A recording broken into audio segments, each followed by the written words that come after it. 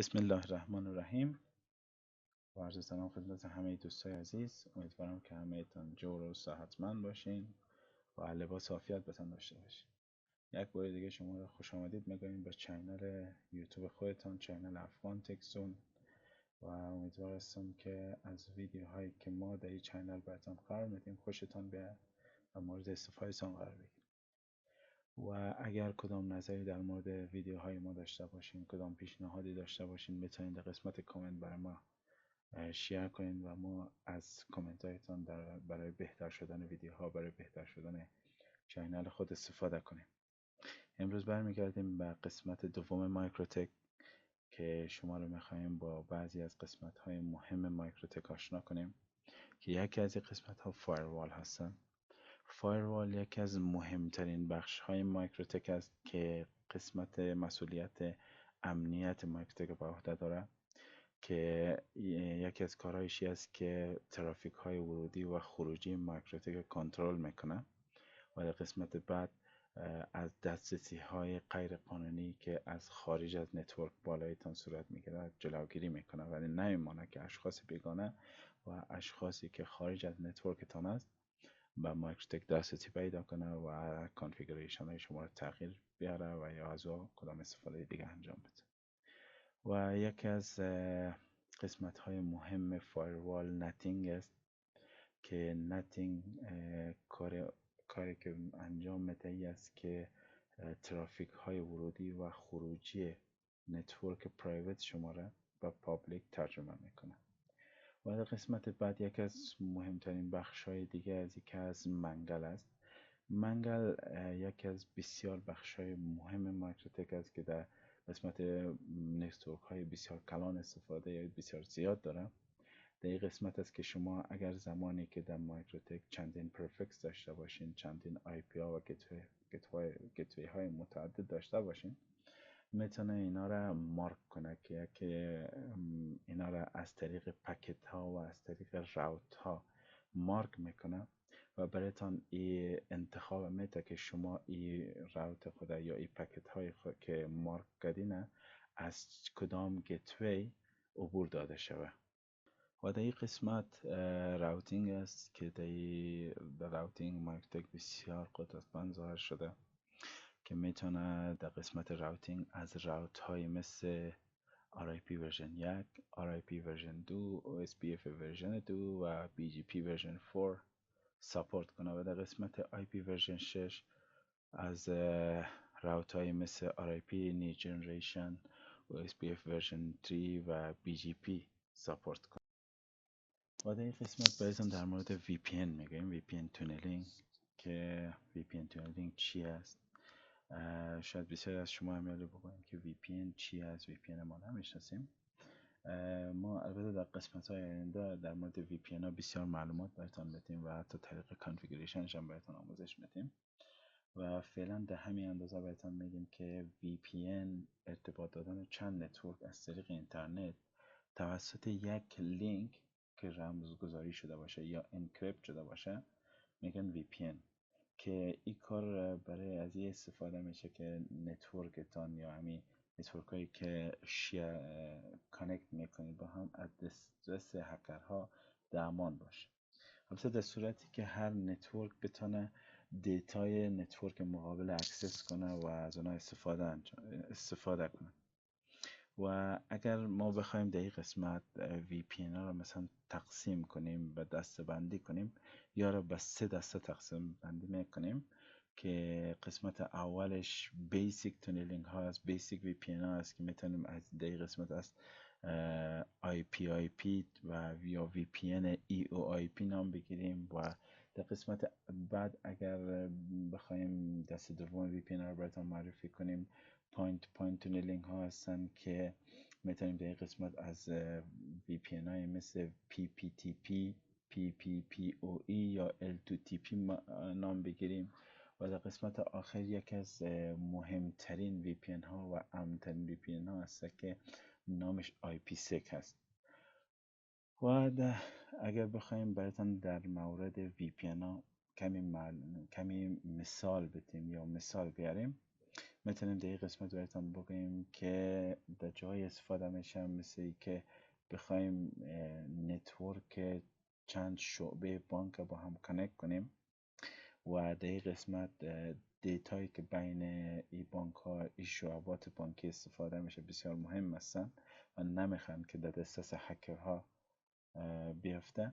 از این خاطر از VPN ها استفاده میکنن و حتی و از همین خاطر هم دیتایشان امن باشه و هم میتونن از دیتاهای همدیگه استفاده کنن، دیتای هر نتورک استفاده کنن. و یا میتونیم زمانی که ما از خانه خود که دور میشیم از VPN استفاده میکنیم که در هر قسمتی که ما بریم، در هر جایی که سفر کنیم، توسط همین VPN نتورک خانه خود اکسس کنیم و هر کاری که میخوایم در راوتر خود انجام بدیم از طریق VPN انجام بدیم. خب دوستان، رسیدیم به بخش وایرلس. یکی از مهمترین بخش‌های میکروتیک است که میکروتیک بالایتی بسیار فوکس داشته. البته بهتر از بگیم که میکروتیک چند نوع تکنولوژی وایرلس ساپورت میکنه. البته به صورت عموم از راوترهای میکروتیک در دفاتر یا در خانه ها به حیث وایرلس اکسس پوینت های بسیار ساده استفاده میشه. یعنی اگر ما در دفاتر یا در خانه خود یک نتورک بسیار خرد داشته باشیم، میکروتیک های راوترهای میکروتیک بسیار انتخاب خوبی بوده. میتونه مانند راوتر برد RB951 RB700 751 انتخاب های خوبی بوده میتونه، چون قیمت های بسیار بالا هم نداره و در همچنین نسبت به قیمت خود بسیار کارایی های بالا داره. و در هر صورت در این شرایط میکروتیک بسیار انتخاب خوب بوده، میتونه ما رو زیاد کمک کرده میتونه. و استانداردهایی که در وایرلس اکسس پوینت استفاده شده و استانداردهای ABGN است که هر کدامشان استانداردهای مختلفی است که در بندهای 2.4 یا 5 گیگاهرتز فعالیت کرده میتونن و هر کدامشان نسبت به دیگری خوبی دیگری داره، خوبی خود داره و لیمیتیشن بندویت‌های بیشتری هم ساپورت میکنه. و بعد از او دو پروتکل اختصاصی خود میکروتیک نام میگیریم که NStream و NStream2 است و که بسیار کارایی خوبی هم داره. البته در قسمت MTCW بیشتر درباره از این میتونین بخوانین که براتون در قسمت در ISP ها میتونه بسیار کمک کنه. در قسمت پوینت های آنتنای میکروتیک بسیار میتونه کمک کنن. و در دیگر قسمت ما در مورد انکریپشن هایی که در میکروتیک استفاده شده، انکریپشن های WEP، WPA و WPA2 میتونیم نام بگیریم و یک استاندارد بسیار مهمی که در قسمت نتورک های لیر 2 بسیار کمک خوب میتونه ما را کنه از WDS نام بگیریم. خب دوستان، در قسمت رسیدیم در بخش هات اسپات که اگر بگیم هات اسپات هم یکی از خانواده های وایرلس است، البته با کمی تفاوت. هات اسپات فراهم کننده یک اینترنت عمومی است برای مشتریایی که از طریق وایرلس و یا وایر کیبلی استفاده میکنن. طریق استفادهشان طوری است که از طریق مشتری ها از طریق وب براوزر به مو لاگین پیج میرن و در قسمت یوزرنیم و پسورد خود دوری وارد میکنن و در اینترنت دسترسی پیدا میکنن و بیشترین کاربرد از این هات اسپات هم در مکاتب، هتل‌ها، میدان‌های هوایی یا اینترنت کافی ها، تا جایی که استفاده کننده ها زیاد میشه و شخص ادمین کنترل برای استفاده آن نداره.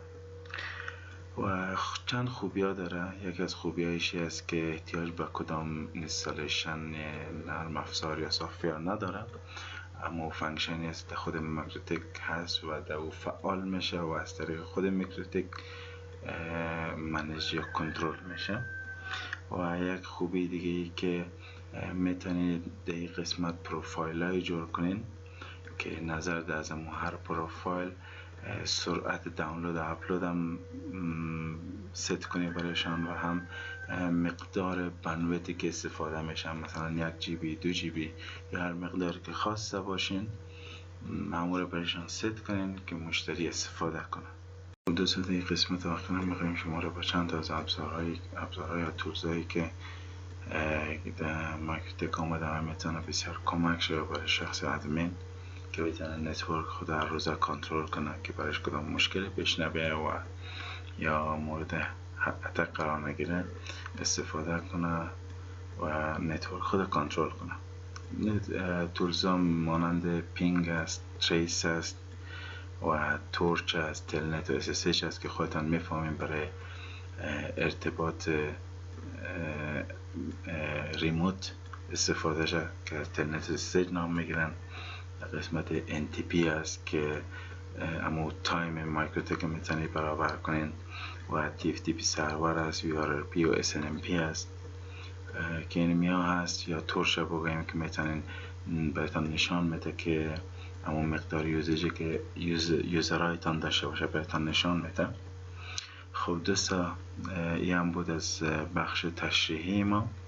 انشالله در قسمت های بعد شما را بیشتر با میکروتک آشنا میکنیم و نشان میدیم که چطور میتونین که iOS میکروتک در GNS3 کانفیگر کنین و از طریق از او پرکتیس کنین.